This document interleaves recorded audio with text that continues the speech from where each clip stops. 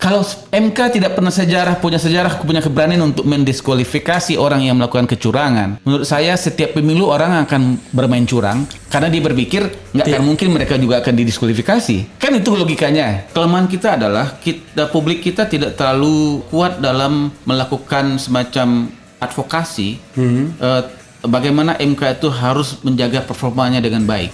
Pemilihan presiden yang jujur dan adil itu juga dengan putusan MK yang sesuai dengan rasa keadilan masyarakat. Dan itu kalau ditemukan pelanggaran-pelanggaran terstruktur, sistematis dan masif, tidak ada putusan lain selain diskualifikasi calon.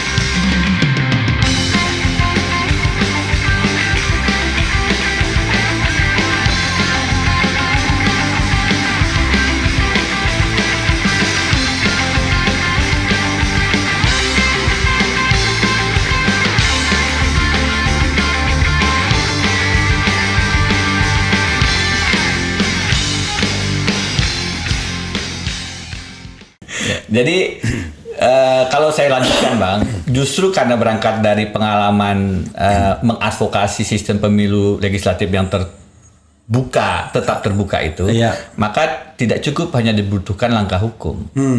Jadi kalau saya bilang ke beberapa teman, kalau kita ingin melakukan memang menjaga demokrasi tetap dan tidak makin buram, maka ada gerakan hukum. Di Mahkamah Konstitusi dan Bawaslu. Kedua ada gerakan politik. Yaitu hak angket dan hak konstitusional lain di DPR. Dua-duanya menurut saya. Sorry tadi angket saya agak lost sedikit. Saya agak mikir. Jadi ada gerakan hukum di Mahkamah Konstitusi dan Bawaslu. Ada gerakan politik. Angket. Hak-hak DPR, angket, interpelasi dan seterusnya itu di DPR. Dua-duanya menurut saya baik gerakan hukum maupun gerakan politik ya punya problemnya.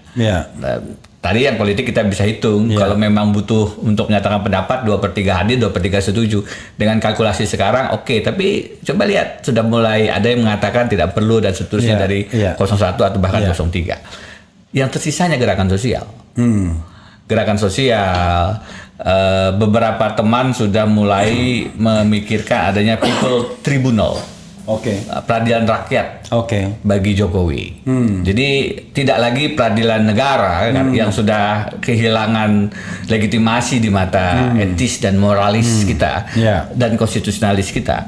Tapi adalah ya sudah kita ambil ini gerakan publik yang ada adalah people tribunal, peradilan rakyat atas berbagai macam pelanggaran dan kejahatan rencana, indikasi Ini kalau nggak pakai indikasi atau dugaan repot kita nih.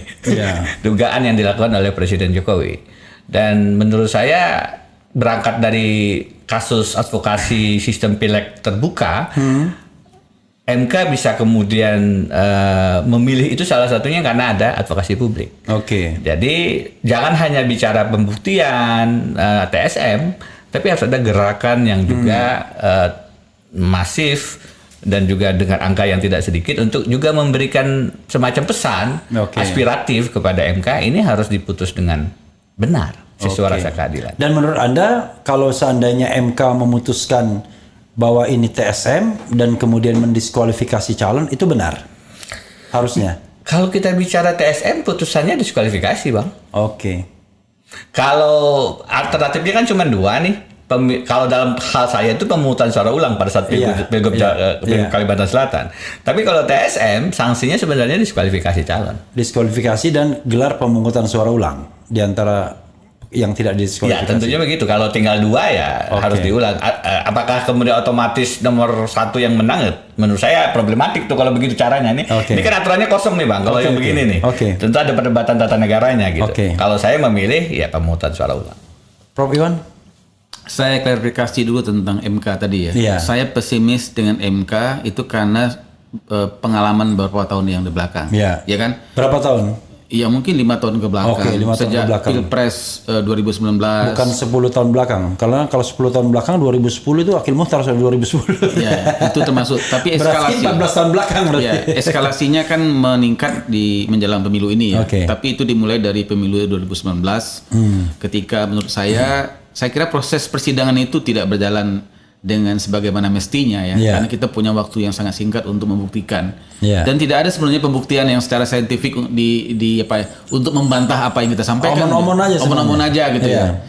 Dan saya pesimis karena juga kemudian banyak sekali gugatan-gugatan judicial review yang kemudian ditolak. Yeah. Yang menurut saya itu harusnya sangat mudah untuk diterima. Ya, presidential threshold. Contoh presidential threshold. Yeah. Padahal gugatannya Almas itu legal standingnya nggak jelas diterima. Ini Gatot Nurmantio nggak diterima legal standingnya. Itu contohnya. Saya bilang itu contoh inkonsistensi. Almas lagi gugat saya 500 miliar.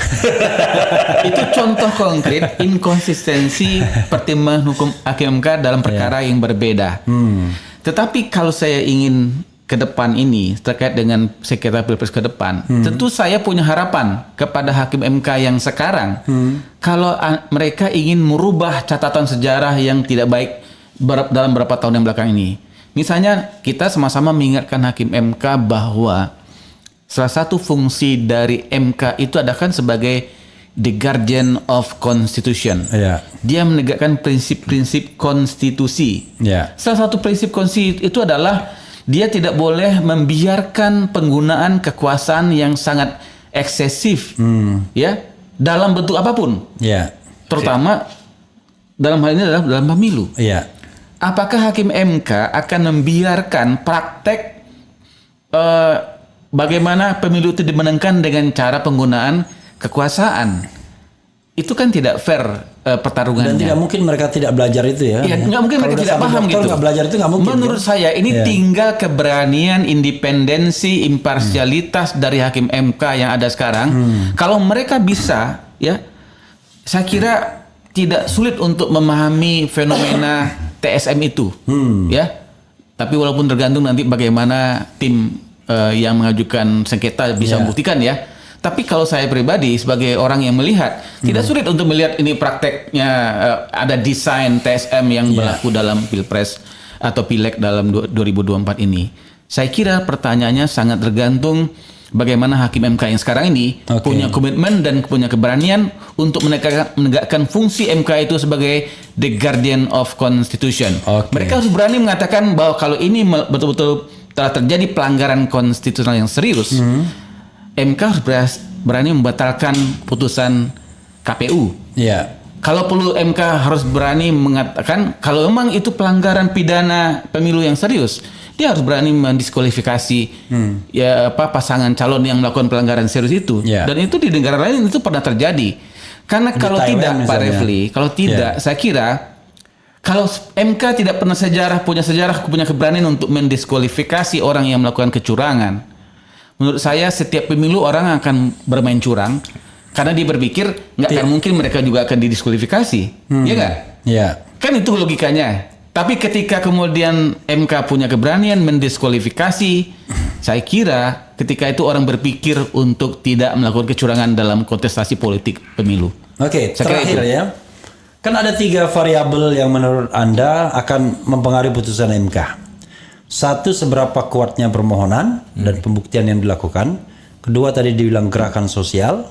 Yang ketiga adalah hati nurani hakim. Dan yang keempat, ada 4-nya rupanya, intervensi kekuasaan yang kita tidak tahu ya. The invisible hand. Dari 4 itu mana yang paling determinan menurut Anda? Pressure public sekarang. Public pressure. No fair, no justice. Itu yang sekarang bisa merubah putusan-putusan kita sekarang. Kalau yang lain itu sebagus apapun permohonan, kalau hatinya tidak tersentuh dan ada intervensi selesai. Tapi yang bisa mengimbangi sekarang ini adalah public pressure.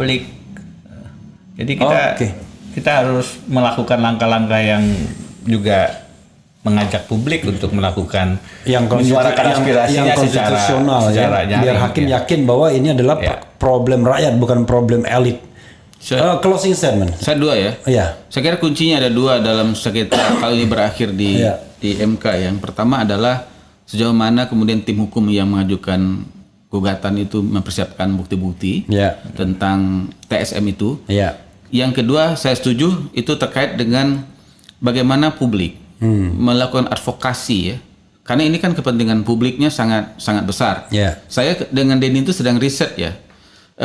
Kelemahan kita adalah publik kita tidak terlalu kuat dalam melakukan semacam advokasi bagaimana MK itu harus menjaga performanya dengan baik. Karena tidak banyak orang-orang yang mau menempuh risiko seperti Denny Indrayana yang dengan luar biasa itu menggunakan media sosial yang dia miliki, menggunakan kemampuan intelektualnya untuk kemudian menjadi watchdog-nya MK. Kalau di negara Eropa yang pernah saya riset ya, Jerman misalnya. Di Jerman itu hakim MK tidak berani untuk membuat putusan asal-asalan karena putusan MK itu akan dikritisi oleh ratusan ahli tata negara yang ada di Jerman dan yang ada di Uni Eropa. Karena itu putusan MK itu betul-betul dibuat dengan upaya maksimal sebagai seorang hakim MK. Nah, Indonesia masalahnya adalah orang-orang yang memainkan peran advokasi publik seperti Denny itu tidak banyak, ya. Karena itu saya menghimbau juga kepada teman-teman para ahli tata negara yang lain, demi kepentingan bangsa, kita tidak bicara lah, kita tidak bisa bicara pasangan 01, 02, 03. Yang kita inginkan adalah fair election, Yang kita inginkan adalah fair election dan itu ditegakkan hukumnya oleh Mahkamah Konstitusi. Dan karena itu semua orang harus bicara tentang pentingnya MK menjaga prinsip-prinsip pemilu yang jujur dan adil. Semakin banyak orang bicara tentang ini, maka kemudian akan ada semakin banyak kekuatan tenaga kepada hakim MK untuk berani mengambil putusan yang terbaik dalam menangani sengketa pemilu. Oke, closing statement. Silakan, siapa yang mau duluan? Sana tuh closing statementnya. Pilpres 2024 menjadi catatan buram, gelap dalam perspektif hukum tata negara, terutama sejak lahirnya putusan Paman Usman untuk Gibran yang meneguhkan MK menjadi mahkamah keluarga Jokowi. Tidak ada jalan lain untuk kemudian mengembalikan pemilihan presiden yang jujur dan adil itu juga dengan putusan MK yang sesuai dengan rasa keadilan masyarakat. Dan itu kalau ditemukan pelanggaran-pelanggaran terstruktur, sistematis dan masif, tidak ada putusan lain selain diskualifikasi calon. Prof? Ya, saya kira para ahli tata negara sepakat akan satu hal ya, bahwa kalau kita ingin mengukur kualitas demokrasi sebuah bangsa, maka parameter yang pertama yang sering digunakan sebagai dasar adalah bagaimana kualitas pelaksanaan pemilu yang mereka adakan. Semakin baik pemilu atau semakin berkualitas pemilu yang diadakan oleh sebuah negara, maka pemilu itu akan menghasilkan pemimpin yang legitimate, pemimpin yang berkualitas.